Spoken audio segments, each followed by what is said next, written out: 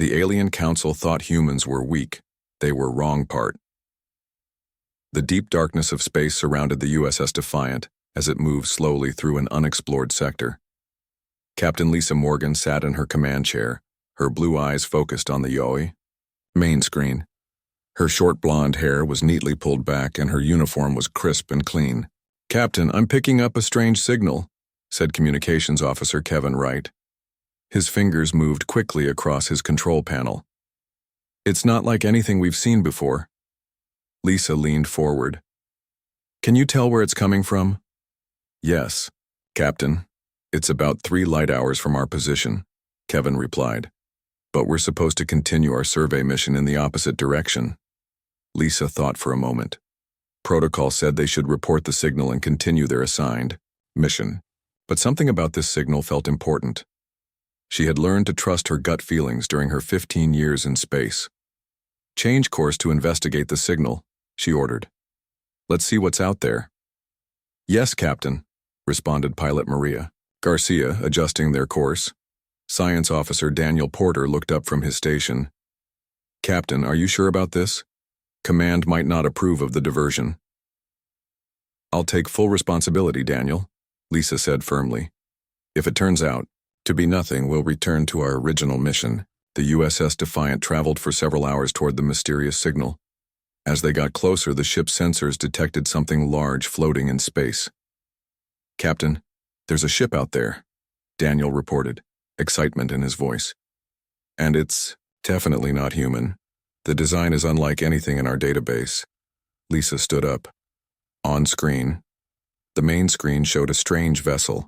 It was roughly oval-shaped with odd angles and protrusions. Parts of it glowed with a faint blue light, while other sections appeared damaged. "Life signs?" Lisa asked. Daniel checked his readings. "Very faint, but yes. It appears there might be a survivor." Lisa made her decision quickly. "Prepare a boarding team. I'll lead it myself. Maria, bring us alongside that ship. Medical Officer Sarah Johnson, grab your kit and meet me in the shuttle bay." 20 minutes later, Lisa floated through the alien ship with Sarah and Security Officer Paul Brown. They wore their spacesuits and moved carefully through the damaged corridors. The interior of the ship was strange, with curved walls and controls that seemed designed for hands different from human ones. "This way," Paul said, pointing to a door that was partly open. "The life sign is coming from in there." They pushed through the door and found themselves in what looked like a control room. In the center, slumped over what might be a control panel, was an alien being.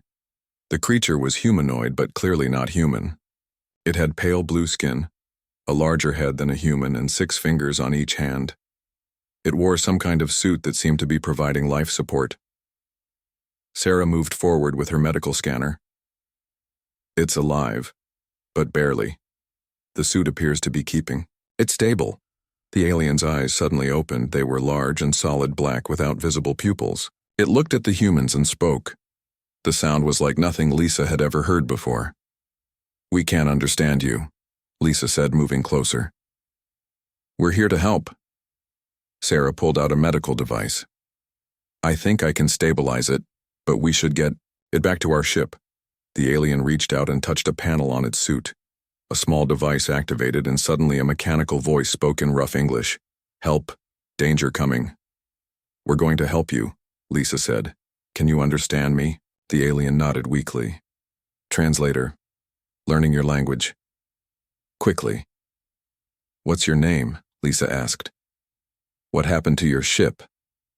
"I am Zorax," the alien replied, the translation becoming smoother. "I escaped. The Council. They will come for your world next." Paul tightened his grip on his weapon. "What Council? Is this a threat?" "No threat warning," Zorax said. "Please, take me with you, not safe here."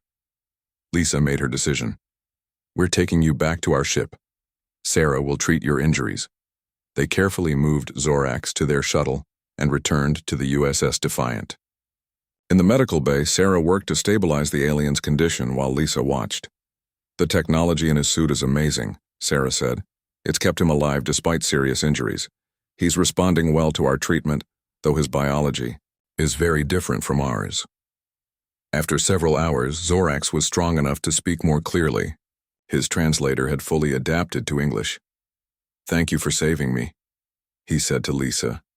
"My people are called the Vril. I was a scientist on a research vessel when we discovered something terrible." "What did you discover?" Lisa asked. "The Galactic Council has been observing your planet for decades," Zorax explained. "They classify all species, and they've labeled humans as Category 4, physically weak, technologically primitive, and not worth diplomatic relations." Daniel, who had joined them in the medical bay, frowned. "That doesn't sound very friendly." "It's worse than unfriendly," Zorax said. "The dominant species in the Council, the Arxur, have been secretly eliminating potential rivals before they develop interstellar travel. They disguise it as protection or containment." Lisa felt a chill run down her spine. "And Earth is next?" Zorax nodded. "Yes. I discovered their plans and tried to warn my government, but the Arxur have spies everywhere. They attacked my ship. I was the only one who escaped." "How much time do we have?" Lisa asked. "Not much," Zorax replied grimly. "Days, perhaps. The Council moves quickly once a containment decision is made." Lisa turned to her communications officer. "Kevin, send an urgent message to Earth Command, Priority 1. Before Kevin could act, Daniel called out from his station. "Captain, long-range sensors are detecting multiple vessels entering the solar system. They're huge and moving fast." Lisa looked at Zorax, who had gone very still. "It's them," the alien whispered. "The Council has arrived." Lisa stood straight and took a deep breath. "Set course for Earth, maximum speed. We need to warn them about what's coming." As the USS Defiant turned and accelerated toward Earth, Lisa looked at the alien who had brought this warning. Humanity had always wondered if we were alone in the universe. Now they knew the answer, but it wasn't the peaceful first contact they had hoped for. "The Council thinks humans are weak," Zorax said quietly. "They always underestimate species based on physical strength alone. Then they have a lot to learn about humans," Lisa replied, her jaw set with determination. "We may not be the strongest, but we never give up." As the ship raced toward Earth, none of them knew that humanity was about to face its greatest challenge and reveal strengths that no alien could have predicted. The Alien Council thought humans were weak. They were wrong. Part 2-1. Secretary General Alan Reeves stood in the large meeting room of the alien mothership that now hovered above New York City. His gray suit felt tight around his neck as he tried to stay calm. Next to him stood Dr. Samantha Wells, Earth's top scientist who studied alien life, and Major John Carter, a military advisor with combat experience. The room was much colder than humans found comfortable. The walls were made of a strange metal that seemed to shift colors slightly when viewed from different angles. In the center was a large round table with seats designed for various body types. 7 alien representatives sat across from the humans. Their leader, Grand Arbiter Kazel of the Arxur, was tall and thin with gray skin that looked like polished stone. He had 4 arms and a head that narrowed to a point, with 3 yellow eyes that never seemed to blink. "We welcome Earth's representatives," Kazel said, his words translated by a floating device between them. His voice sounded flat and emotionless. "The Galactic Council has decided to extend protection to your planet." Alan nodded politely. "We appreciate your interest in Earth, but we don't understand why you've brought so many ships into our system without permission." Kazel's eyes narrowed slightly. "Permission is not required when dealing with Category 4 species. Your civilization has been under observation for decades. We have determined that humans are not ready for the dangers of interstellar society." "What exactly does Category 4 mean?" asked Samantha. A different alien, smaller with purple skin and 6 eyes, touched a control. A hologram appeared above the table showing various alien species with data next to each one. The image of a human appeared last. Category 4 species are physically weak, technologically primitive, and emotionally unstable, the purple alien explained. For comparison, an average Draxian can lift 10 times what your strongest human can lift. Your fastest computers are centuries behind Council technology. and your emotional responses often override logical thinking. John Carter frowned. So you're saying we're too weak to join your club? We are saying you require protection, Cazell replied. The Galactic Council has voted to place Earth under protective quarantine. You will not be allowed to travel beyond your moon. Your technological development will be monitored and limited. This is for your own safety. That sounds more like prison than protection, Alan said firmly. Call it what you wish, Cazell replied. The decision has been made. Samantha leaned closer to John and whispered, Something's wrong with their data. Those physical comparisons don't account for human adaptability or endurance. John nodded slightly. I noticed that too. They're only measuring raw strength, not how we use it. On the USS Defiant, which had returned to Earth orbit, Captain Lisa Morgan worked with Zorax in a secure room. They examined information about Council technology that Zorax had stolen before escaping. These power readings don't match what they claim in official reports, Lisa said, pointing to a screen. Zorax nodded. The Arxur have been lying to the other Council species for centuries. They present themselves as protectors, but they're really conquerors who prevent competition. How do they get away with it? Asked Daniel Porter, who was helping with the analysis. Fear and manipulation, Zorax replied. They control information and use advanced technology to maintain their position. Most Council species never question them. Back in the Council meeting, Cazell was explaining the quarantine terms. Council observers will remain in your system. Any attempt to develop forbidden technology or travel beyond approved boundaries will result in immediate containment actions. And if we refuse these terms? Alan asked. Cazell's expression didn't change. Refusal is not an option. We have the means to enforce our decision if necessary. Samantha stepped forward. Before you impose these restrictions, I request a demonstration to prove human capabilities. The Council members looked at each other in surprise. What kind of demonstration? Asked Cazell. A contest, Samantha replied. One representative from Earth against one from the Council. A way to show that your assessment of humans might not be completely accurate. Cazell seemed amused. A physical contest would only prove our point. But if it will help you accept your situation, we agree to this request. A large alien with rough brown skin and massive arms stood up. I, Tovak of the Draxian, will demonstrate our superiority.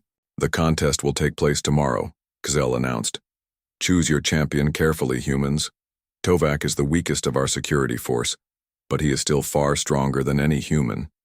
As the Earth representatives prepared to return to their own ship, Samantha pulled Alan and John aside. I need time to analyze their physiological data, she said quietly. I think they're completely misunderstanding human biology. John nodded. I'll volunteer as Earth's champion. That's suicide, Alan objected. Did you see the size of that Draxian? Size isn't everything, John replied. And we need to buy time. When they returned to their ship, they found Lisa Morgan waiting for them with Zorax. We've discovered something important, Lisa said. The Arxur have been manipulating Council data for centuries. They identify potential rival species and eliminate them before they can become threats. That explains the quarantine, Alan said. They're not protecting us, they're containing us. Exactly, Zorax agreed. They did the same to my people 500 years ago. We've never been allowed to develop beyond certain limits. Samantha went straight to her lab to begin analyzing the alien physiological data. After several hours of work, she called the others to share her discovery. The Council is measuring the wrong things, she explained, pointing to her screen. Yes, many alien species have greater strength or speed than humans, but they're missing what makes humans special, our adaptability and endurance. What do you mean? Asked Alan. Humans evolved as persistence hunters, Samantha explained. We can keep going long after other species would collapse from exhaustion. We can adapt to almost any environment. We can survive injuries that would kill other species. John smiled slightly. So in the contest tomorrow, don't try to match the Draxian's strength, Samantha said. That's impossible, but you might be able to outlast him. We need to send this information back to Earth. Alan said. If the Council is planning to limit our development, we need to prepare. Lisa nodded. I've already sent encrypted messages to Earth Command. They're quietly preparing our defenses, but we don't have much that could stand against Council technology. Then tomorrow's contest might be our only chance to buy more time, John said. He looked at the images of the massive Draxian. I should probably start preparing. As John left to train for the contest, the others continued analyzing the Council's weaknesses. None of them knew if their plan would work, but they all understood what was at stake: the future of humanity. Outside, the massive Council ships loomed over Earth like giant predators, their weapons ready to enforce the quarantine if necessary. The aliens were confident in their superiority. They had no idea that humans had faced impossible odds many times throughout their history, and had survived. The alien council thought humans were weak. They were wrong part. 3 Major John Carter woke early on the day of the contest. His room on the Earth diplomatic vessel felt too small as he thought about what was coming. He was a tall man with short, brown hair and a strong build, but he knew he would look tiny next to the Draxian. His old friend Greg Dawson knocked on the door and entered. Greg was the best combat trainer in the military, with scars on his face that told stories of past battles. "Ready for your workout?" Greg asked.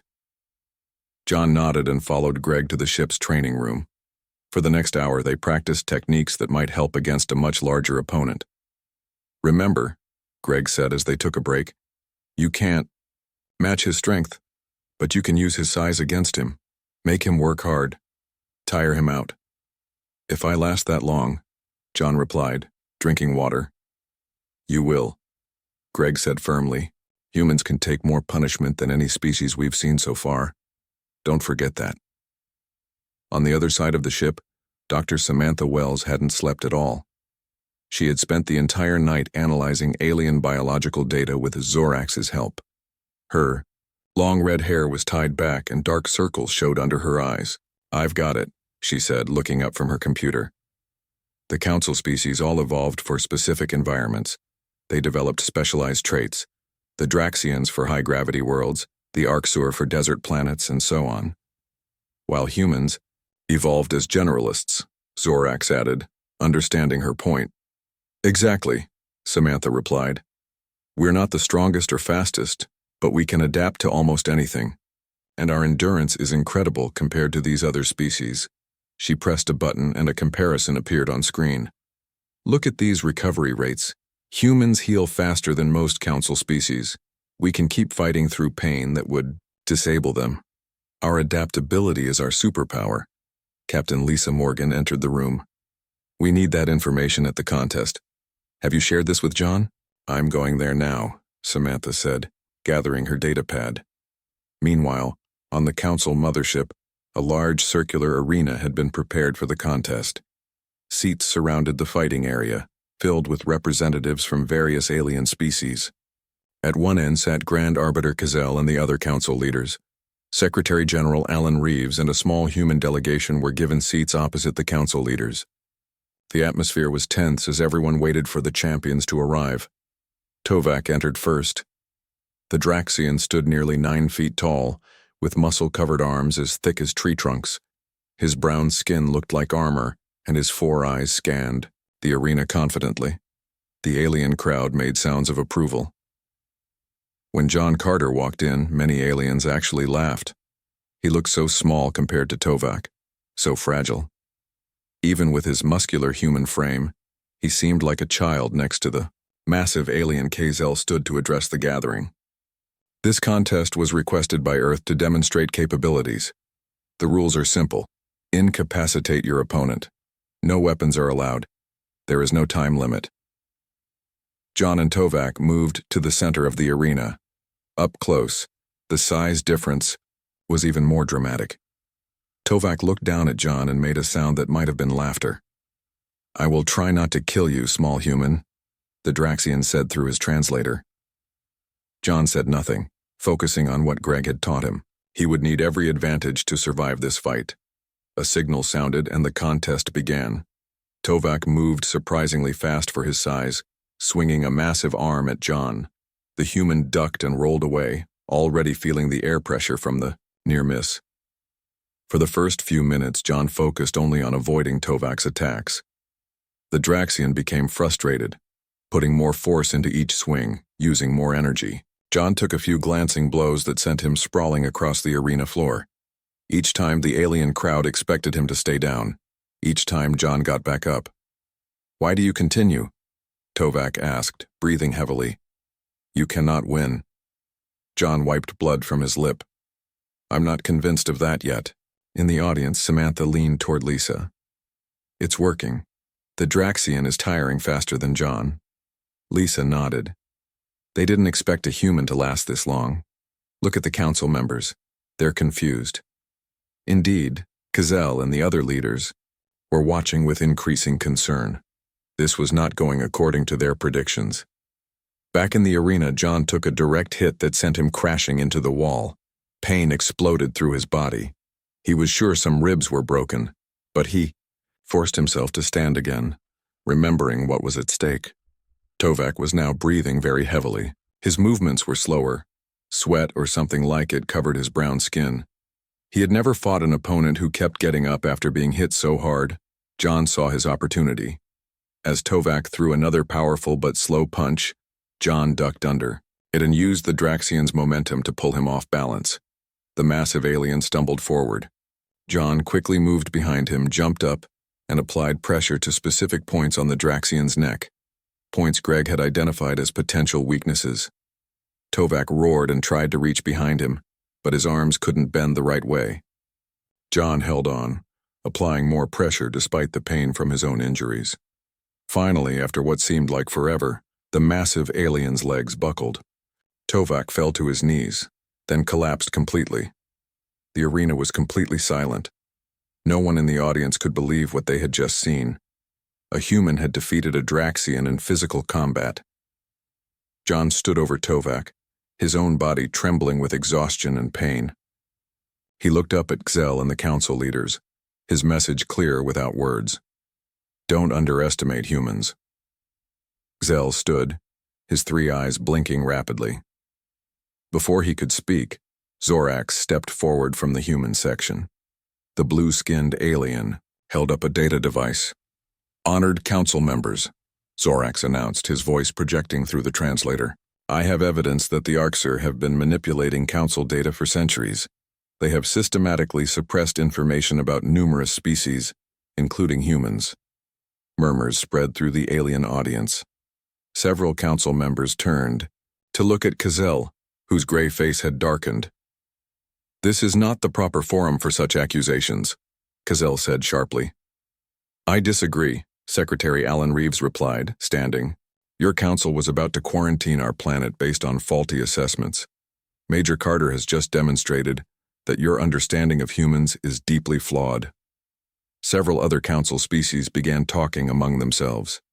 One tall, thin, alien with feather-like hair stood up. I move that we reconsider the quarantine order and investigate these accusations against the Arxer.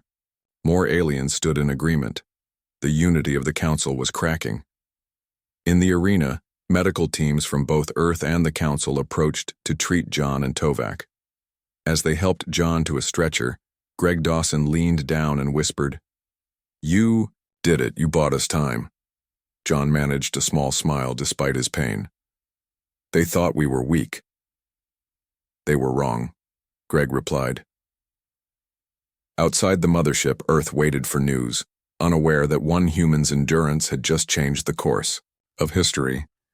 The alien council thought humans were weak. They were wrong part. For the large conference room on Earth buzzed with activity. 1 week had passed since John Carter's victory over Tovak, and things had changed quickly. The Galactic Council was in chaos, with many species demanding investigations into the Arxur's past decisions. Ambassador Nicole Fisher sat at the head of the table. She was a tall woman with dark skin and sharp eyes that missed nothing. Her gray suit was perfectly pressed, giving her an air of authority. Today, she would lead Earth's first official diplomatic meeting with council representatives. Remember, she told her team, we need to appear confident but not threatening. The Council is divided right now. We want to encourage that division without pushing too hard. Dr. Samantha Wells nodded. She had spent the past week studying alien biology and culture. The Vexil and Borellian representatives seem most sympathetic to our position. John Carter sat nearby, his body still recovering from the contest. His ribs were wrapped and fading. Bruises colored his face. Despite his injuries, he had insisted on attending this meeting. The Draxians are surprisingly respectful now, John said.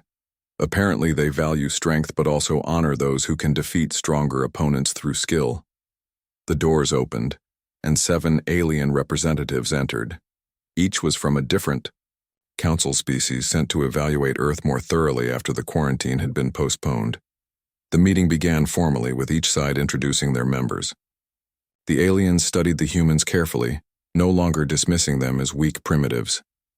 Meanwhile, aboard the USS Defiant in orbit, Captain Lisa Morgan received troubling news from her communications officer. "Captain, we've detected unusual movement among the Arxur ships," Kevin reported. "They appear to be receiving reinforcements from outside the system." Lisa frowned. "Show me." The screen displayed several large vessels moving into positions around Earth. They were clearly military ships with weapons systems that could devastate the planet. "They're preparing for something," Lisa said. "Contact Earth Command immediately, and get me a secure line to Ambassador Fisher." Back in the conference room, the diplomatic discussions were progressing well when Nicole's aide whispered in her ear. Her expression remained calm, but she quickly called for a short break.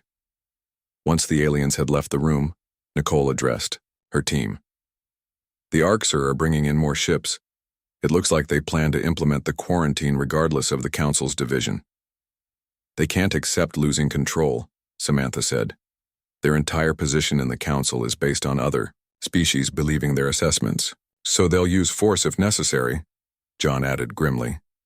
Nicole nodded. "Admiral Ben Foster is implementing our contingency plan. We need to keep these negotiations going as long as possible to buy him time." When the meeting resumed, Nicole skillfully steered the conversation toward cultural exchange, asking questions that required lengthy explanations from the alien representatives. As the diplomats talked, a small, insect-like alien from the Borellian species approached Samantha during another brief recess. "Dr. Wells," the alien said quietly, its translator keeping its voice low, "I must speak with you privately." Samantha followed the Borellian to a corner of the room. The alien's compound eyes shifted nervously, checking to ensure no one was listening. "My name is Zilix," the alien said.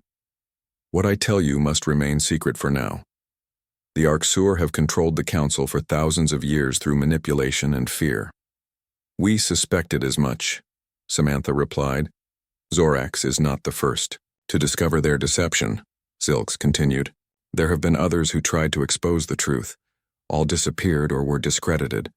Zorax is the first to successfully escape and find allies." "Why are you telling me this?" Samantha asked. "Because the Arxur will not accept defeat," Zilix answered. "They are planning something. My sources indicate they will enforce the quarantine with or without Council approval." "We've detected their fleet movements," Samantha admitted. "But why would the other Council species allow this?" "Many still believe the Arxur protect them," Zilix explained. "Others fear their technology and weapons. The Arxur have kept most species dependent on them for advanced technology." Back on the USS Defiant, Lisa Morgan was meeting with Zorax and several Earth military officers. "We've adapted some of your technology to our defense systems," Admiral Ben Foster explained to Zorax. The Admiral was a solid man with gray hair and a commanding presence. "But we're still drastically outgunned. The Arxur rely on their technological advantage," Zorax said. "They rarely face direct combat. Their society has focused on political control rather than military prowess for centuries. So they might not be prepared for an actual fight," Lisa suggested. Ben nodded thoughtfully. "Especially if we don't follow their expectations." "What are you thinking, Admiral?" asked one of the officers. "A show of weakness," Ben replied with a slight smile. "We'll let them think our defenses are disorganized and primitive. Meanwhile, We'll be preparing a surprise. The officers began discussing specifics, using Zorax's knowledge of Arxer tactics to develop their plan. Earth's small fleet of space vessels could never match the Arxur ships in direct combat, but perhaps they didn't need to. As night fell over the diplomatic conference, Nicole Fisher received a message from Admiral Foster, explaining the defense plan. She shared it with her core team. "It's risky," John said after reading it. "But clever," Samantha added. "The Arxer have never faced humans in battle. They don't know how we fight." "What about the other council species?" Nicole asked. "If we engage the Arxur directly, how will they respond?" "According to Zilks, many would secretly welcome the Arxur being challenged," Samantha replied. "But they won't openly oppose them unless they believe we can win." "So we need to show them we can," Nicole said firmly. 3 days later, the diplomatic meeting concluded with a tentative agreement for cultural exchange. The alien representatives prepared to return to the council mothership, unaware of the military preparations happening around them. As Nicole walked the aliens to their shuttle, the Borellian Zilks fell into step beside her. "Ambassador," Zilk said, quietly, "the Arxur fleet has received its final orders. They will move against Earth within hours, regardless of our diplomatic progress."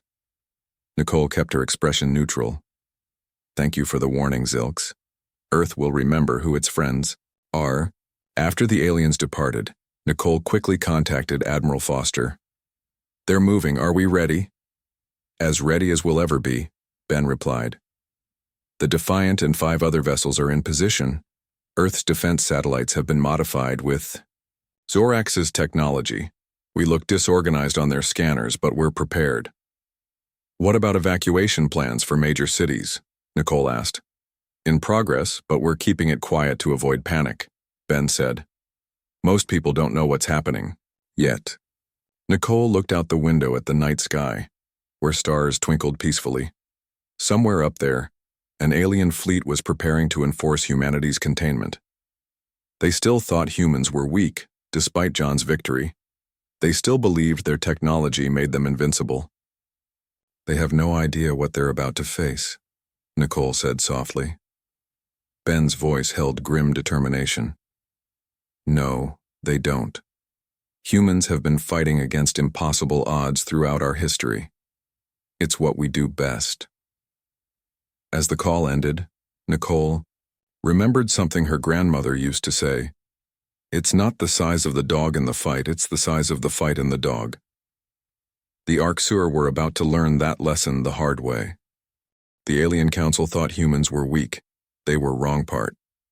5. The bridge of the USS Defiant was quiet as Captain Lisa Morgan watched the Arxur fleet move into attack position. Her crew worked efficiently at their stations, knowing what was at stake. "All systems ready, Captain," reported Daniel Porter from his science station. "The modifications to our shields are holding." Lisa nodded. "Communications, are all Earth vessels in position?" "Yes, Captain," Kevin responded. "Admiral Foster's flagship is coordinating with the defense satellites. Everyone is standing by for your signal." Outside, the massive Arxur ships formed a ring around Earth, their weapons systems powered up, glowing with energy that could destroy cities in seconds.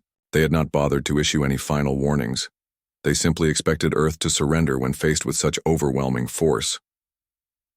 "They've activated weapons," Daniel said, his voice steady despite the danger. "Looks like they plan to target our major military bases first." Lisa took a deep breath. "Signal Admiral Foster. Operation Trojan Horse begins now." On Earth, Admiral Ben Foster received the message in the underground command center. Dozens of military personnel worked at computer stations around him, coordinating Earth's defense. "Activate all satellites," Ben ordered. "Execute Phase 1. Across the planet, hundreds of seemingly ordinary satellites suddenly came to life. Using technology adapted from Zorax's ship, they created a targeted energy field that disrupted the Arxur communication systems. The alien fleet's coordinated attack faltered as ships lost contact with each other and their command vessel. In orbit, Lisa Morgan gave the order. "All ships execute attack pattern Delta." The USS Defiant and 5 other Earth vessels that had been positioned around the planet suddenly accelerated toward key Arcsur ships. Their movements were unpredictable, following patterns that the logic-driven Arcsur computers couldn't anticipate. The Arcsur command ship, Grand Arbiter Cell, stared at the viewscreen in confusion. "What are they doing? This attack is suicide." "Sir, we've lost communications with half the fleet," reported an Arcsur officer. "The human satellites are emitting some kind of interference." "Impossible," Cazell snapped. "Their technology is primitive. Sir, the human vessels are approaching at high speed. They're executing maneuvers that exceed safe G-force limits for any known species." Cazell's three eyes narrowed. "Destroy them immediately." The Arcsur ships fired energy weapons at the approaching Earth vessels, but the human ships twisted and turned in ways the Arcsur targeting systems couldn't predict. The few hits they scored were absorbed by shields enhanced with Zorax's technology. On the Defiant, Lisa's crew felt the strain of the high-speed maneuvers. The ship's systems groaned under the pressure but held together. "Approaching target," the pilot announced. "Preparing countermeasures." "Execute," Lisa ordered. The Defiant released dozens of small objects that attached themselves to the hull of the nearest Arcsur vessel. Similar devices were deployed by the other Earth ships against their targets. "All devices successfully attached," Daniel reported. "Activating now." The small devices pulsed with energy, creating localized disruptions in the Arcsur ship's power systems. Lights flickered on the alien vessels as critical systems failed. On Earth, Ambassador Nicole Fisher and Dr. Samantha Wells watched the battle from the command center alongside Admiral Foster. "The plan is working," Samantha said, looking at the tactical display. "The Arcsur ships are losing power." "What about the other Council vessels?" Nicole asked. "Are they joining the fight?" Ben pointed to another section of the display. "They're holding position. Not helping the Arcsur, but not helping us either. They're waiting to see who wins." In space, several Arcsur ships had gone completely dark, their power systems overloaded by the human devices. Others struggled to maintain weapon systems while dealing with communication disruptions. "Phase 2, Lisa ordered from the Defiant. On the ground, John Carter led a team of Earth's best soldiers toward a shuttle. Despite his injuries from the Gordier contest with Tovak, he had insisted on leading this mission. "Everyone clear on the objective?" he asked as they prepared for launch. Greg Dawson nodded. "Get aboard the Arcsur command ship. Capture Cazell, end this fight." The shuttle launched from a hidden facility, its systems masked by the ongoing battle. Using the confusion, they approached the massive Arcsur command ship undetected. "Boarding team away," a technician reported to Admiral Foster. "They've reached the command ship."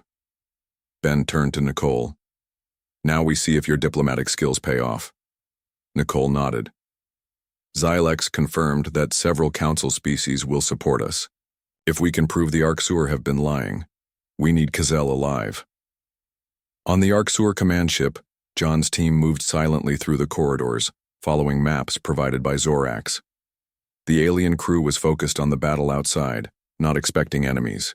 Inside their ship. "Command center ahead," John whispered. "Remember non-lethal force if possible. We need prisoners who can testify." They moved quickly, using stun weapons developed from Zorax's technology. The Arcsur guards fell before they could raise alarms. Within minutes, John's team reached the command center doors. "Breaching now," Greg said, placing devices on the door. Inside, Xell was shouting orders when the doors exploded inward. John's team swarmed into the room, firing stun weapons at the Arcsur officers. In the confusion, no one noticed a small human team entering until it was too late. Gazelle turned to see John Carter pointing a weapon directly at him. The Grand Arbiter froze, recognizing the human who had defeated Tovak. "This is impossible," Gazelle said. "Humans cannot defeat Arcsur military technology." "Yet here we are," John replied. "Surrender your ship and order your fleet to stand down." For a moment, Gazelle seemed ready to refuse. Then he saw something in John's eyes. The same determination that had allowed him to defeat Tovak despite impossible odds. "Communications are down," Gazelle said, trying to save face. "We can fix that temporarily," John replied. "Make the call." Minutes later, The Arcsur fleet received orders to cease fire. One by one, the alien ships powered down their weapons.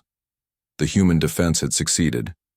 In the Earth Command Center, cheers erupted as the tactical display showed the Arcsur fleet standing. Down. They did it, Nicole said, amazed. They actually captured Cazell. And we have his ship's data core, Samantha added, looking at incoming reports. All the evidence we need to prove the Arcsur's deception to the Council. Ben Foster allowed himself a small smile. Not bad for a Category 4 species. 3 weeks later, the Galactic Council convened a special session. With Xel and several Arcsur officials in custody, and with access to their secret records, the truth about centuries of manipulation was revealed.